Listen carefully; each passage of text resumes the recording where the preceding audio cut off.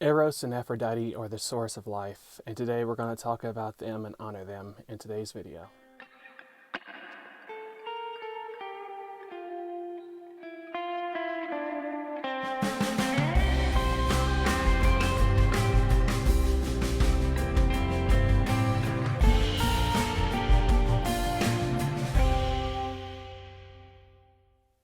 So why do I say Aphrodite and Eros are the source of life? If you look in mythology, when Nyx and the primordial gods were around, one of the gods that was around when the earth was created in mythology was Eros, who helped fertilize the planet with love and procreation. So that is how I believe, in my belief, that Eros and Aphrodite are the two sources of life. That life wouldn't exist without love and procreation. And the two main ones that we know that are to that are Aphrodite and Eros. So today we're going to honor them and thank them for even existing. Because life, creatures on earth would not exist if not for love and procreation. So without those two things, we wouldn't be here. So Eros and Aphrodite are very important. So I'm going to show you guys my altar, and we'll do a ritual to Eros and Aphrodite and thank them. Also, speaking of Eros and Aphrodite, to me, the way I view them is that Aphrodite is over love and Eros is over sexuality. So that's actually where we get the word erotic from. So with that said, you can pray to Eros and Aphrodite to help with your own self-image, with self-love, and how others view you, to help give you that self-confidence. Know that the gods are with you and that they can help you love yourself. So much so that in Roman times, that for the goddess Venus, that the actual, not to get off on a weird, strange topic, but the prostitutes of Roman times would actually pray to Venus for her blessing, because that was their business, was being attractive and presentable to get clients to get money. So even back in ancient days, people would pray to Venus or Aphrodite and Eros for help. I mean, how many times do we see Eros, or in the Roman equivalent, Cupid, around Valentine's Day? They're so strong in that they are still connected to love and sexuality. That's when you see all the lingerie coming out and everything. So erotic and love are still a part of our life. And we still honor Aphrodite, Eros, or Cupid, even now. And even in the mainstream, when they don't really realize it and they just think it's a cute little thing, the gods are still honored as the god and goddess of love and sexuality. So again, with that said, you can pray to Eros and Aphrodite for love of yourself and for love of the attraction, to help pray to make you more attractive, presentable, maybe not sexually, but just to give off someone that wants to give off love, that everyone wants to be around, that kind of attraction. And also, you'll notice we'll read the Orphic hymn to Eros, and they actually pray to Eros to help alleviate them of some sexual desires. So if you're oversexed, to be serious, if you feel like that you have some kind of addiction to something sexual, Eros is a good god to pray to. So we're getting really adult and really mature in this content today. So just to keep that in mind, that read the Orphic hymn to Eros, and you'll see how the people actually didn't pray for sexuality, but they pray to help alleviate their sexuality so they wouldn't have to deal with it.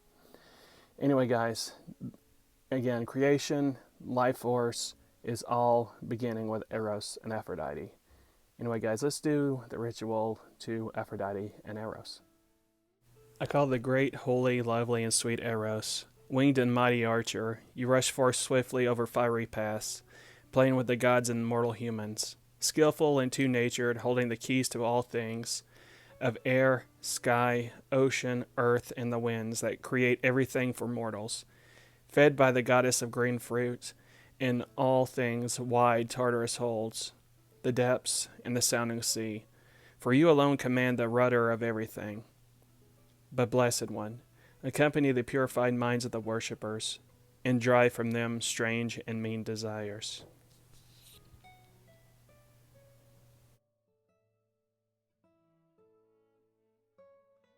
O heavenly, much hymned Aphrodite, loving laughter and born from the sea, goddess of birth, lover of all night festivals, holy nocturnal and wily goddess who binds, and mother of necessity.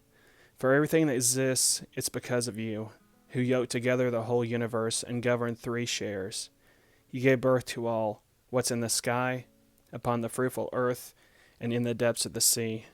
Revered companion of Bacchus, taking joy in abundance, mother of the Erotes, preparer of weddings, persuasion of the marriage bed.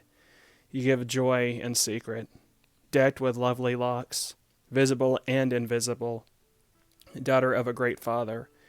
You join the bridal feasts of the gods with a scepter.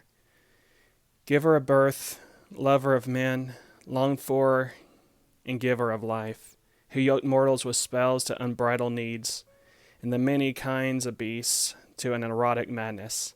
Come, goddess who is born in Cyprus.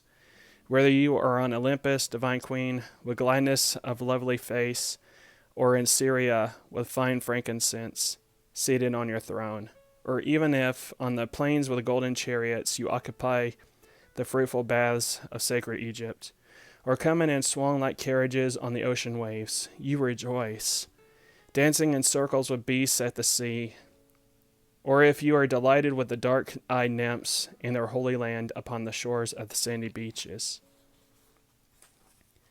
With the nimble salt sea, or in Cyprus, lady, land of your nursing, where lovely virgins and the unwed brides all year sing hymns to you, and to immortal holy Adonis. Come, blessed goddess, who has a very beautiful form, for I call you with pious soul in these holy words. And so to end this ritual, I did an oracle reading, and look who I happened to pull. Psyche, the wife of Eros. So very interesting. So let's read what this card means, and we'll end this video there. Hail to you, great God, Eros, goddess Aphrodite, and Psyche. Thank you for your blessings. Now guys, let's see what this card had to say. The myth. Psyche was originally a mortal princess, but she ended up becoming a goddess of the soul after completing tasks given to her by Aphrodite. In the myth of Eros and Psyche, Eros' mother Aphrodite was jealous of Psyche's great beauty and ordered Eros to make her fall in love with the ugliest man in Greece. Instead, Eros fell in love with her himself. And an oracle told Psyche's parents she was not destined to be with a mortal man, and advised them to place her atop of a mountain peak. Her parents complied, and wind carried her far away to the peak of a beautiful palace, where she lived with Eros as a secret wife. Eros forbade Psyche to look at him and only came to her at night. When her sisters visited, they filled her head with doubts of whom and what she had really fallen in love with. During the night Eros slept, Psyche crept into the bedchamber with a lamp to see who it really was. Oil from the lamp dropped on him and woke him up, and he flew away in sorrow when he realized she had betrayed him. Tormented by grief, Psyche asked Aphrodite to allow them to be together. Still jealous, Aphrodite gave Psyche an impossible task to complete in order to be with her son again. Psyche had to sort through a large number of mixed grains, steal golden wool from vicious sheep, fetch water from a river, and bring back some of Persephone's beauty in a box. Through courage and divine assistance, Psyche completed all the tasks. When Aphrodite still would not allow her son to be with Psyche, Eros begged Zeus for help.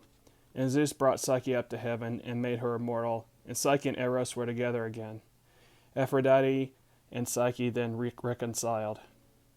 So what is the message of this card?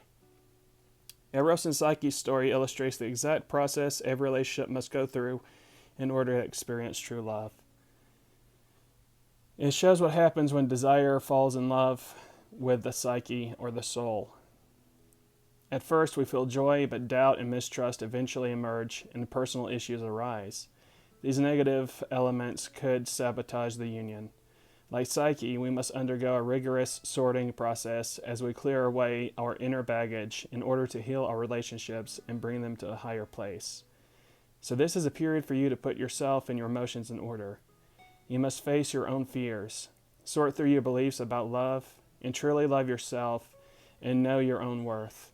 If you clean things up emotionally, you will experience the joy that follows. This process continues throughout your life and the life of each relationship. Some new problems or issues will crop up, and you must begin again. This is the natural cycle. It's time to look to yourself and face the fact that you are completely responsible for your relationships. Do you believe you're worthy of love and respect? Unless you can truly love and honor yourself, you cannot have a healthy relationship with someone else.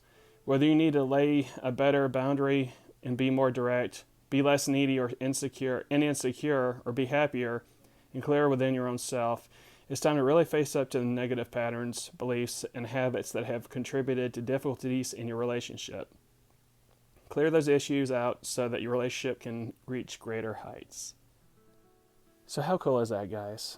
We started off this video talking about self-love, and then I did an oracle reading, pulled Psyche, and it was about self-love. So the gods are telling us something, that we have to love ourselves before we can love anyone else. Let's work on ourselves and love ourselves. In that way we can build better and greater relationships. So I hope you guys enjoyed this video, and I'll talk to you later. Bye.